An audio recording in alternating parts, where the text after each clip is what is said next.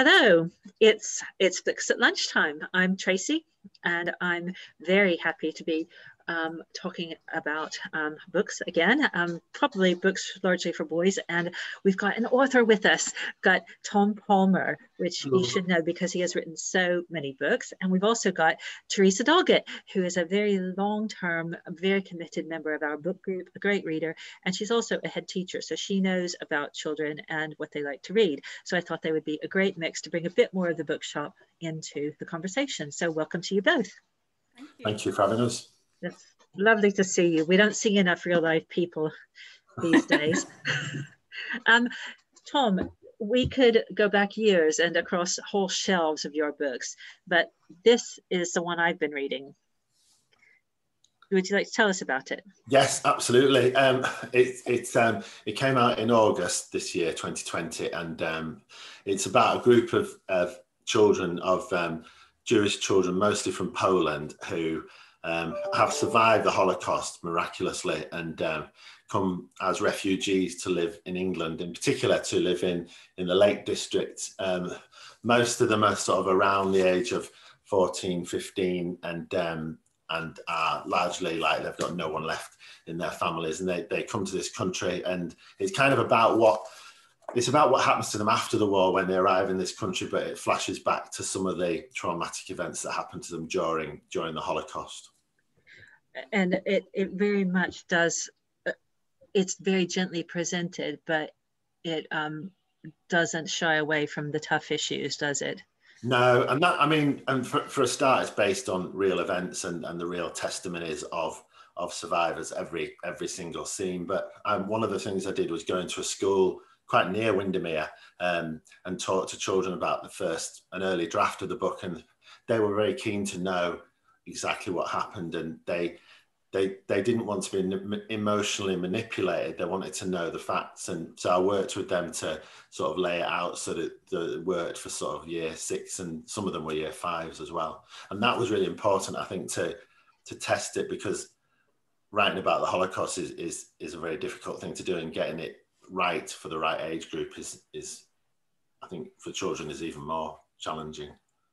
Yeah, well, I don't know what you thought, Teresa, but I thought you hit that age group and the honesty bang on. What did you think, Teresa? I mean, I found it really did engage with you emotionally, and it's interesting. So I've been talking to people at school about it here, the staff, and actually one of the people that works here had seen a documentary about the Windermere children, so she knew about it, and I didn't know about them, and I thought that was fantastic. I was saying that I think it really gets you inside. It's really does hit your emotions hard. I think when you read a non-fiction book and you see these facts, you can kind of keep them in a box and they're a bit separate. But because you've really invested in the characters and you're empathizing with these 3 15-year-old boys, those flashbacks really bring it home. They really do. You know, the pillow fight scene really, you know, it sticks in my head. It really does. Yeah. And the elderly chap on the ground, that scene, really powerful, I think. But you know, the research you've done must be phenomenal, because it, you know, it wasn't. Yeah, I mean, I did loads of research, and unfortunately, every scene happened, and I've got the primary source testimony to back it up. But I was very lucky. The story of the Windermere boys has been sort of revealed by Lake District Holocaust Project, which is a project in Cumbria, and they were hugely helpful, and they guided me. They introduced me to some of the survivors. They sent me to the right material, and then they read the manuscript and said, no, don't put that in, but we need more of this. And so I had like my traditional editor at Barrington Stoke, who was awesome, but I also had like a Holocaust historian expert as a guide as well. And without it, I wouldn't have got anywhere near even starting it. Sorry, go ahead. No, I was just going to say that I think it's, you know, personally, I think it's a fantastic way for people, adults or children. And honestly, I mean, I would recommend adults to read this book, because You know, I think, okay, it's, you know, you're saying it's aimed at children, but I really think adults would get a lot out of it. I think anyone should read it. But I think that it's a fantastic way to learn history almost by osmosis, isn't it? It's not sitting down there learning facts and, you know, but you just absorb it through the story. And I think that's fantastic.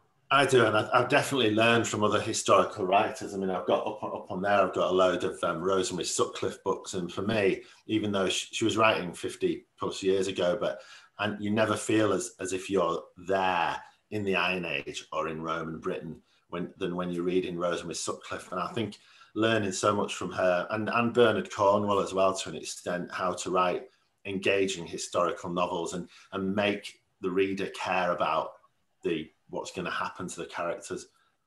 Yeah, it really helps to identify with them, and the experience becomes almost more of your own.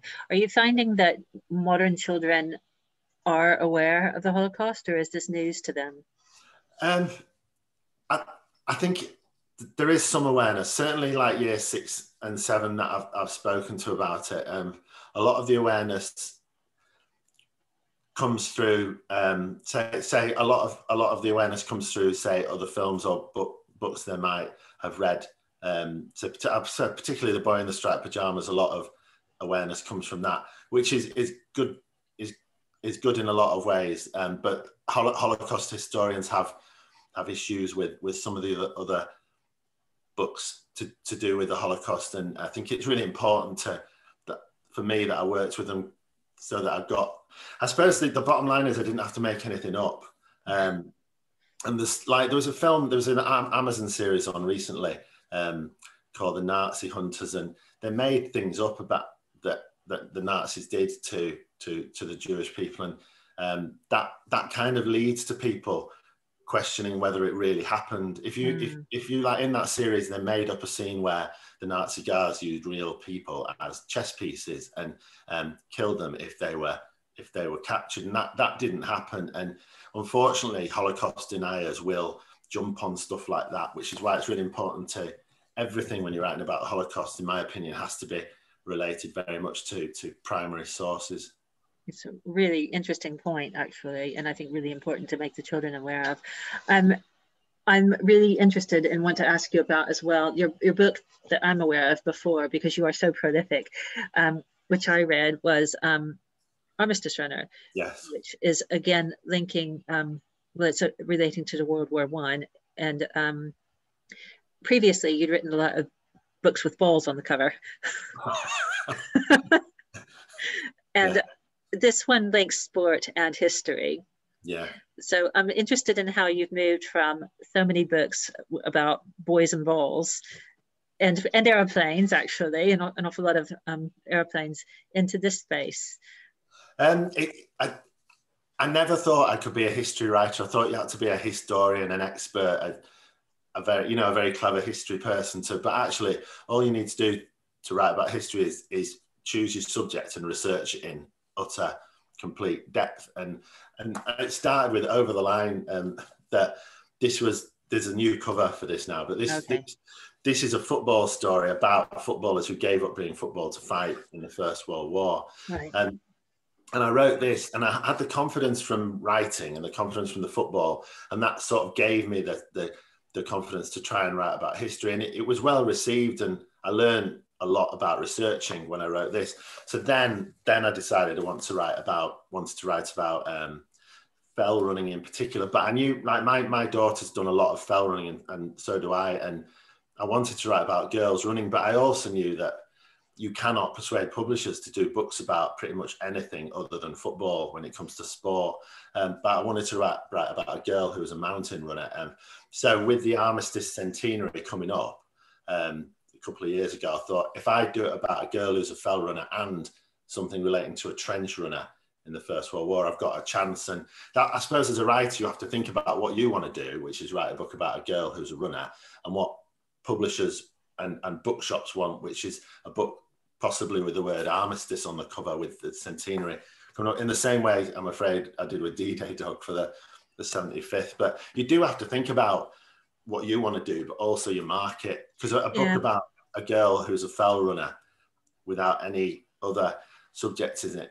You're really going to struggle to get a publisher, unfortunately, to go for it, because they want to make it more commercially viable, unfortunately. Yeah. They are accused of making commercial decisions, but actually, I guess to their credit, to some extent, there is a responsibility to make sure that there is that substance. You know, that the children did need to know about the armistice. They did need to know about D-Day. So actually, I can back that commercial decision this time. Yeah, I mean, and publishers are commercial organisations, aren't they? They have shareholders, many of them. They've got to think about. That's why, as a writer, you've got to think about that. And I do think publishing now is much more aware of creating books more broadly than just perhaps for a more limited group of people.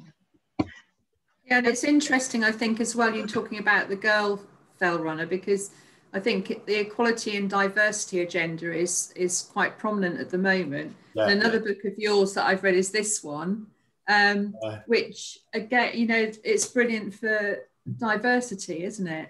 Yeah, and I think that's always been really important to me. Like, so that book's about a Sikh pilot and a boy who's a Sikh in the present day. But even when I wrote Football Academy 12, 13 years ago, there were 6 books, and it was very diverse who were the main characters in those books, half of them. And because I go into schools and I see the children that I'm looking at, and I want to represent them in the stories and write about them. And I think everyone's getting that much more now, and particularly with girls in sport as well, that's been really challenging, trying to persuade publishers to do girls in sport. But I mean, I have done probably about 15 books with girls playing football or being involved in football in it, but they just don't get marketed that way. And the covers, you just don't know they've got girls in them. And I think publishers are becoming less shy of showing that diversity now, which is wonderful for us and for readers, isn't it?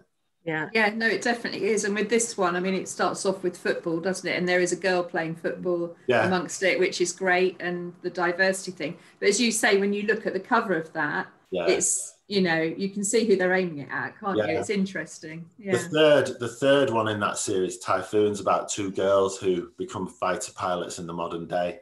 So it's, and that was a good one. I enjoyed writing that. And I talked to and read about female pilots in the British and American Air Force as well, which helped. Your website's so helpful as well, I think, to, you know, for schools particularly. Obviously, I'm thinking as somebody working in a school, you know, the information you put around that. But I can see from everything you do the amount of time you must put into research, and that really makes it authentic, doesn't it? When you're reading it, you know that it's not just a good story, but that you're learning so much. And there is that, you know, as you say, you know, for this one, for instance, and the other one, you know, it's about real people and real things that happened, which is really good. Yeah, and I love that. And I again, when I'm reading Rosemary's Sutcliffe book, you know, she knows everything up to the time she was alive anyway about the Iron Age. You know, she's read everything and been to every site. You can just tell. You've mentioned your publisher a few times, and I think because of what they do and the fact this conversation is very much about being helpful to children and making sure that you're reaching a diverse group. Could you tell us a bit about your publisher? Yeah, published by Barrington Stoke largely, and they do when in the design and editing of their books to an extent, they make sure that the books don't exclude children with dyslexia, visual stress, and other matters. So a good example is like Ghost Stadium, where, as you can see, it's for a start, it's off-white paper. Well, hopefully you can see. The typeface has been specially designed to deal with some of the issues to do with dyslexia. It's not right justified. So like down wrong side, down that side, it's not right justified. So what happens with right justification is like this.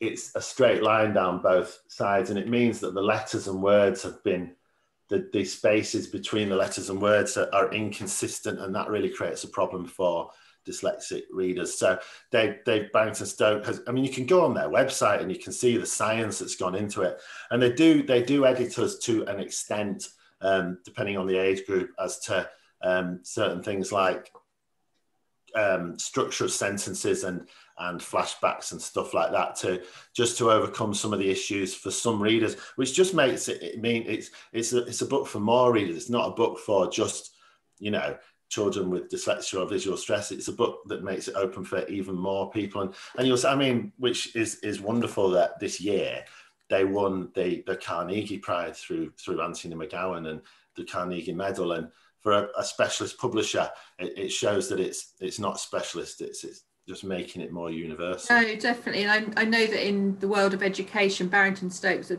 you know, very good reputation for that sort of aspect of children's reading, and also known for sort of high interest but perhaps low level readers. And you know, they are a go-to publisher, so it is lovely to see them, you know, getting that recognition in the wider world. It's great. They started doing adults books as well in the same formats. Yeah. So, and we've had a copy of Mice and Men in as well, which had a stunning cover. So they're one of our favorite publishers, and we're really thrilled to carry a very large range of Barrington Stoke books. They're awesome, and I've never been edited so well as I am by Ailsa, who's my editor at Barrington Stoke. And I'm not talking about the dyslexia-friendly aspect. I'm talking about general, thorough editing all the way through. It's hard. They really work you hard, and at the time it's a bit annoying, but you come out with stuff like that and you're like, fantastic. Yeah, it's a much better book for having been cared for. Yeah, miles better. These books that I've done under Ailsa, these three are definitely the best written books I've done because of her. Well, I've certainly enjoyed what I've read. I wondered, though, I mean, the question is, after children have read your books, what should they move on to? But actually, you can keep them going for a couple of years, can't you? You've written. Yeah. It's funny because I found some in our school library. So I've obviously borrowed some of them. But so this one, which you can see is well thumbed. So, you know, several children have had it out, and this one as well. But we looked up who read this, and so as a child went past the other day, I said, you've read this book, haven't you? And I had mistakenly thought that he read it in September this year. But when he said, I read it a while ago, but he immediately gave me a synopsis of the book and said how much he'd enjoyed it. And he's year 6 now, but when I checked, he'd actually read it in September last year. Right. So I think for him to remember and could tell me, you know, what it was all about and how he'd enjoyed it, I think is really testament to your work. It's brilliant. That's good. Thank you. That's brilliant. So, but I will ask the question anyway. Tom, if someone has enjoyed your books, what else would you recommend they read? Yes, I would recommend in history terms, definitely Rosemary Sutcliffe. I mean, The Eagle of the Ninth is probably her most favourite, her most famous, which is about a Roman legion that went missing in the north of Britain. There we are, very good. And that's wonderful. But there's one there's a shorter book called The Chieftain's Daughter, right, which I really love, which is really hard to get hold of, but I really love that. And then like other sort of other books that really, when I was learning to write, I read lots of children's writers, and Stormbreaker by Anthony Horowitz. He really taught me cliffhangers, short sentences, breathtaking prose, not messing about, quite a filmic way of writing. And I learned from him, and that they stood out as, when I was writing the foul play books, that I really learned loads from him. And children always have read them, you know, for the last decade plus. They've been right at the top of what children love. But also there's other football series like Bali writes really good football books, and the Soccer Squad series that he did, and he's done a couple for Barrington Stoke. Then I do read, also Keeper by Mal Peet I think is the best children's football novel from the UK that I've read, which is it's got a ghost dimension to it. It's set somewhat in the rainforest. It's just a really interesting South American football story called Keeper, and it is wonderful. Probably more able readers, really. Then I read a lot of biographies and autobiographies of footballers to help me develop my characters. So because I've been developing Rocky Race in the Roy the Rovers series, she's a a female footballer. I've been reading books such as They Don't Teach This by Eniola, the ex-England player. And that is the best football autobiography I've ever read. Really? Yeah, by any, you know, male, female, whatever. It's just wonderful. It's honest, and she's fascinating. She's trained to be a barrister, and she's if you've seen her as a pundit on the World Cup, she's excellent, and she talks a lot, in particular about there was issues of racism in the England women's football team 3, 4, 5 years ago, and she talks about that, and it's I think she deals with it really well. It's a great book about being a young footballer and coming up through the ranks. And finally, I'd recommend the book I'm reading at the moment, James Milner, the Liverpool player who's from Leeds, who has written a book called Ask a Footballer. And it's about, it's loads of questions from fans via Twitter about aspects of his career, how he trains, how he sort of copes with family life while being a footballer, how he copes with social media, and then going to things like depression and being away a lot. And he's so honest. He's such a nice guy. And he really, people have this idea of footballers that you see on the back of the tabloids, but if you're trying to write a realistic football character like Roy the Rovers, I'm trying to write at the moment, having books like this by James Milner is wonderful, because it gives you a much more measured idea of what ultimate ultra professionals most footballers are. You do have the odd idiot, but like you do in any line of work, even in children's writing probably, but books like that are wonderful. And I'd really, anyone who's interested in understanding football beneath the headlines, James Milner's book Ask a Football is just out in paperback. A very solid recommendation then. Well, it's been lovely talking to you and getting to know more about your books. When all of this is blown over, I know that we will be looking to welcome you to Norfolk to meet you in person. I'd love to. Thank you. That would be great. We look forward to it. Brilliant. Perhaps Thank you can come to my school. I'd love to. That'd be great. That sounds like a good day. Really good. Yeah, Thank excellent. you. Thank you both. It's been lovely talking to you. Thank you, Tom. Thanks, Tom. We look forward to all the next books. See you later. Bye. Thank you. Bye. Bye.